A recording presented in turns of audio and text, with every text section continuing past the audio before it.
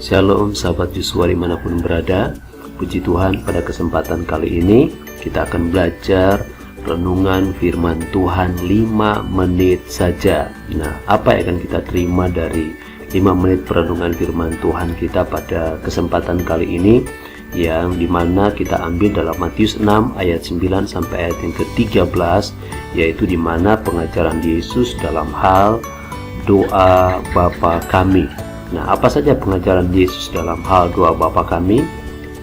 Yang pertama, yaitu bagaimana Yesus mengajarkan kita untuk datang kepada Bapa di surga, yaitu melalui suatu pengagungan, satu penyembahan kita kepada Allah Bapa yang adalah sumber kehidupan kita, di mana dikatakan dalam doa Bapa kami ini, yaitu Bapa kami yang di surga, dikuduskanlah namamu, di mana kita diajarkan untuk menjadi penyembah yang memanggil Dia sebagai Bapa dan menempatkan posisi kita sebagai anak, di mana dikatakan bahwa dalam Wahyu pasal 14 ayat yang ke-7 bahwa ketika tiba masanya nanti pada hari penghakiman, semua yang bernafas di bawah kolong langit ini akan menyembah Dia, akan memuliakan Allah.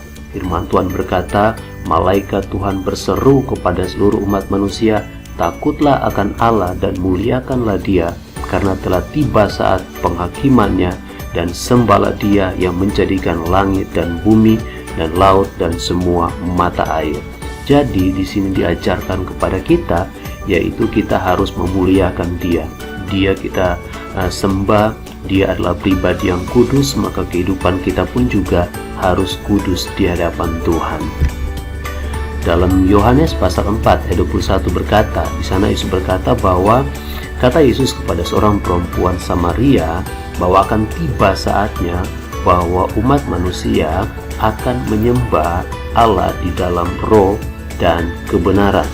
Dikatakan di sini bahwa ayatnya yang ke-21, kata Yesus kepadanya, percayalah kepadaku hai perempuan, saatnya akan tiba bahwa kamu akan menyembah Bapa bukan di gunung ini dan bukan juga di Yerusalem. Kamu menyembah apa yang tidak kamu kenal, kami menyembah apa yang kami kenal, sebab keselamatan dari bangsa Yahudi. Tetapi saatnya akan datang dan sudah tiba sekarang bahwa penyembah-penyembah benar akan menyembah Bapa dalam roh dan kebenaran, sebab Bapa menghendaki penyembah-penyembah demikian. Allah itu roh, dan barang siapa menyembah Dia harus menyembahnya dalam roh dan kebenaran. Jadi bagian yang pertama bahwa kita harus menjadi penyembah-penyembah yang benar di hadapan Allah. Yang kedua, yaitu datanglah kerajaanmu, jadilah kehendakmu di bumi seperti di surga. Pada bagian yang kedua ini, di mana kita diajak atau kita diajar untuk menghadirkan kerajaan Allah dalam kehidupan kita secara pribadi, baik secara pribadi maupun di dalam keluarga, pekerjaan, atau apapun yang kita lakukan, dan meminta kehendak Allah terjadi dalam kehidupan kita. Jika suasana sorga dan Allah berkehendak dalam hidup kita, maka kita akan mengalami mujizat Allah. Nah, Bapak Ibu Saudara yang dikasihi oleh Tuhan, sahabat Yosua dimanapun berada, bahwa bagian yang kedua ini kita diajarkan untuk menghadirkan kerajaan Allah. Kerajaan Allah, Roma pasal 14 ayat 17 berkata bahwa bukan soal makan dan minum, tetapi soal kebenaran, damai sejahtera, sukacita oleh Roh Kudus. Jadi ketika kita menghadirkan kerajaan Allah, itu bukan berbicara soal lahiriah, tetapi berbicara tentang kebenaran Allah yang harus ada dalam kehidupan saya dan saudara setiap hari dalam kehidupan kita. Berbicara soal damai sejahtera Allah yang harus tetap ada dalam kehidupan kita. Ketika kita menghadirkan kerajaan Allah ini, kita menghadirkan Allah dalam kehidupan kita secara pribadi, dalam pekerjaan kita, dalam usaha kita, dalam apapun yang kita kerjakan, maka saya percaya kita akan melihat ada begitu banyak mujizat Tuhan, akan ada begitu banyak pertolongan Tuhan yang kita alami dalam kehidupan kita setiap hari. Jadi yang kedua, hadirkan Allah dalam hidup saya dan saudara, maka kita akan melihat segala perbuatan-perbuatan besar Tuhan yang akan Tuhan kerjakan dalam kehidupan kita. Yang ketiga, berikanlah kami pada hari ini makanan kami yang secukupnya. Jadi pelajaran yang ketiga diajarkan kepada kita, yaitu untuk supaya meminta segala bentuk kebutuhan kita kepada Allah. Kita menggantungkan seluruh pengharapan kita kepadanya. Ini berbicara soal lahiriah kita. Ini berbicara soal kebutuhan kita, di mana kita diajarkan untuk meminta kepada Bapa di surga sesuai dengan kebutuhan kita. Seperti yang diajarkan dalam Keluaran pasal 16 ayat 13 sampai ayat yang ke-35, bagaimana ketika bangsa Israel meminta kepada Musa untuk memberikan mereka makanan, dan di sana Allah menyatakan kuasanya, Allah menyatakan mujizatnya, di mana mereka makan dari mana, di mana mereka makan dari daging burung puyuh yang diberikan oleh Allah kepada mereka, dan dikatakan bahwa mereka mengambil sesuai dengan kebutuhan mereka masing-masing. Kalaupun ada mereka yang mengambil lebih, dikatakan bahwa itu tidak menjadi berlimpah bagi mereka. Yang mengambil sedikit pun itu tidak menjadi kekurangan bagi mereka. Nah, di sini kita diajarkan bagian yang ketiga ini, bahwa ketika kita meminta yang secukupnya dari Allah, maka Allah akan memberikannya sesuai dengan kebutuhan kita. Ingat bahwa ketika kita mengumpulkan banyak, itu tidak akan menjadi kelimpahan. Ketika kita mengumpulkan sedikit, itu tidak akan menjadi kekurangan bagi kita. Tetapi kita mengumpulkan sesuai dengan kehendak Allah, sesuai dengan kebutuhan kita, maka apa yang kita butuhkan, Tuhan mampu dan sanggup mengadakan semuanya. Jadi mintalah kepada Bapa di surga untuk memenuhi segala keperluan kita, segala kebutuhan kita. Bukan apa yang kita inginkan, tetapi apa yang kita butuhkan. Maka Dia akan menyediakannya, Dia akan mengadakan apa yang kita perlukan, yang kita butuhkan dalam hidup ini. Yang keempat, yaitu dan ampunilah kami akan kesalahan kami, seperti kami juga mengampuni orang yang bersalah kepada kami. Bagian yang keempat, di mana di sini kita diajarkan tentang mengampuni.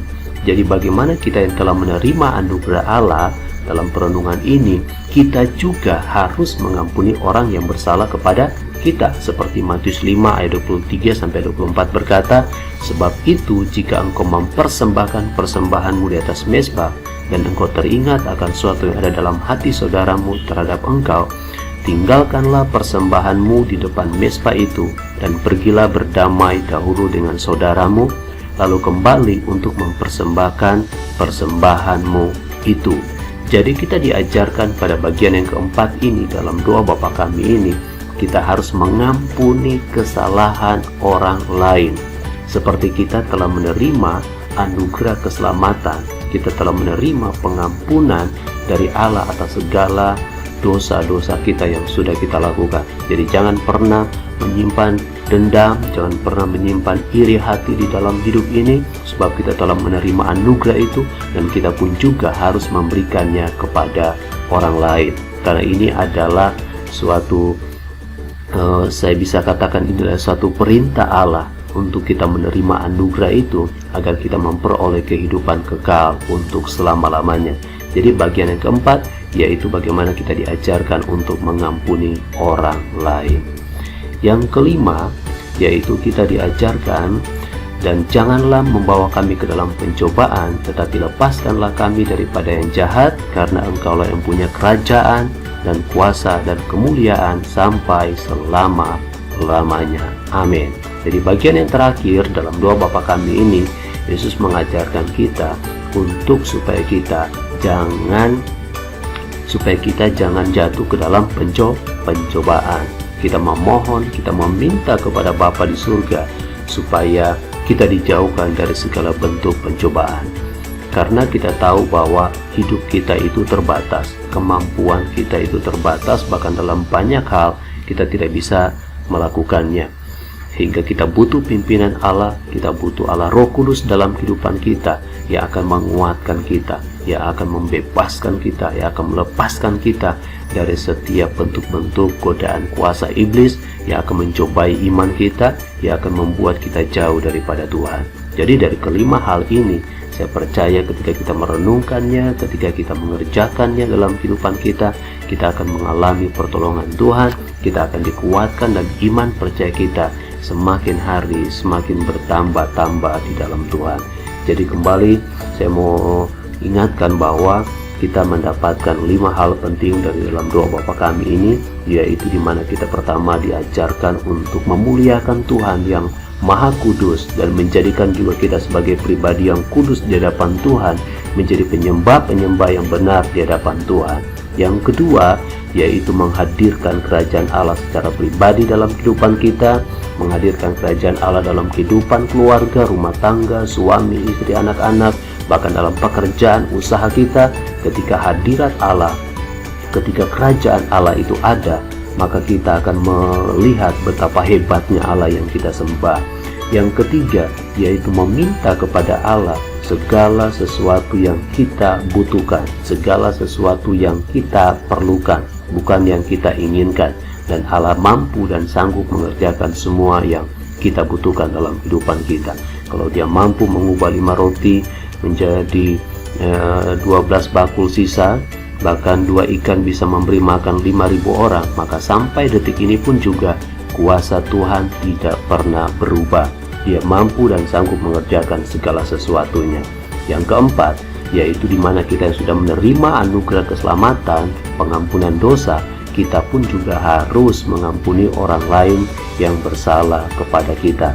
Yang terakhir, yaitu mintalah kepada Bapa di surga supaya kita jangan dibawa ke dalam pencobaan, tetapi supaya kita dilepaskan dari semua yang jahat, intimidasi kuasa iblis yang menghancurkan, yang menghambat segala berkat-berkat Tuhan. Kita berdoa supaya Allah Bapa di surga menguatkan kita, meneguhkan iman percaya kita, menjadikan kita pemenang, bahkan lebih daripada pemenang. Baik, puji Tuhan, terima kasih. Tuhan Yesus memberkati kita semua. Haleluya. Amin.